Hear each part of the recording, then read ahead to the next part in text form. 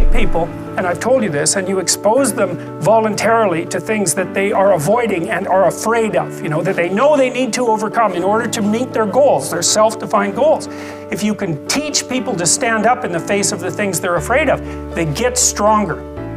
And you don't stop doing the things that you know are wrong, that you could stop doing. But we will presume that there are things that you're doing that for one reason or another you know are not in your best interests. There's something about them that you just know you should stop. But there are things that you're doing that you know you shouldn't do. Now, some of those you won't stop doing for whatever reason. You don't have the discipline. But there's another subset that you could stop doing. It might be a little thing. Well, that's fine. Stop doing it and see what happens. And what'll happen is your vision will clear a little bit. But it does mean that you'll be able to continually move away from what's untruth and what's bad. And that's not a bad start. You don't have to necessarily have done anything wrong for things to get completely out of control.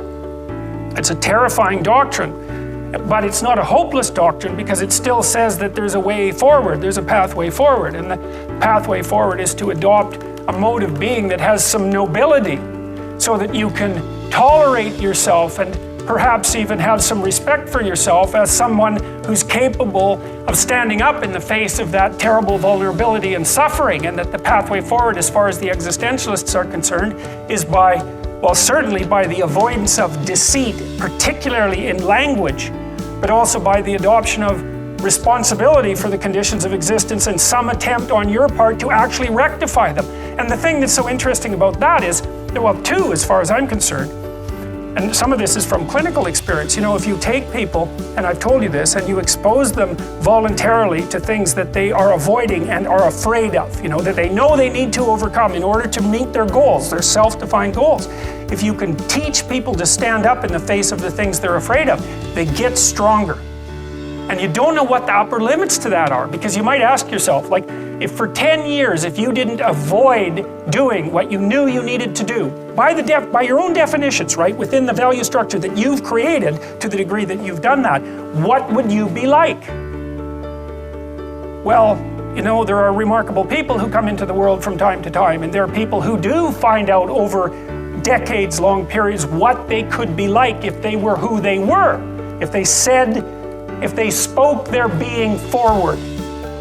And they get stronger and stronger and stronger, and we don't know the limits to that. We do not know the limits to that. And so you could say, well, in part, perhaps the reason that you're suffering unbearably can be left at your feet, because you're not everything you could be, and you know it. And of course, that's a terrible thing to admit, and it's a terrible thing to consider, but there's real promise in it, right? Because it means that perhaps there's another way that you could look at the world and another way that you could act in the world. So what it would reflect back to you would be much better than what it reflects back to you now.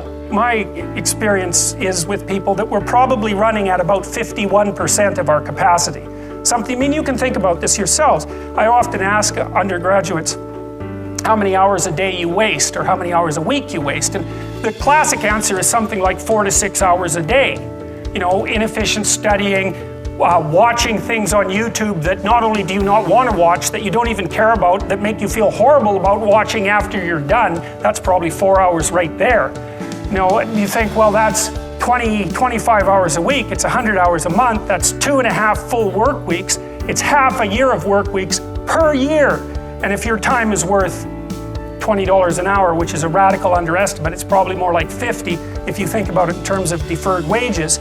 If you're wasting 20 hours a week, you're wasting $50,000 a year. And you are doing that right now. And it's because you're young, wasting $50,000 a year is a way bigger catastrophe than it would be for me to waste it, because I'm not going to last nearly as long. And so if your life isn't everything it could be, you could ask yourself, well, what would happen if you just stopped wasting the opportunities that are in front of you? You'd be who knows how much more efficient? 10 times more efficient, 20 times more efficient. That's the Pareto distribution. You have no idea how efficient people get.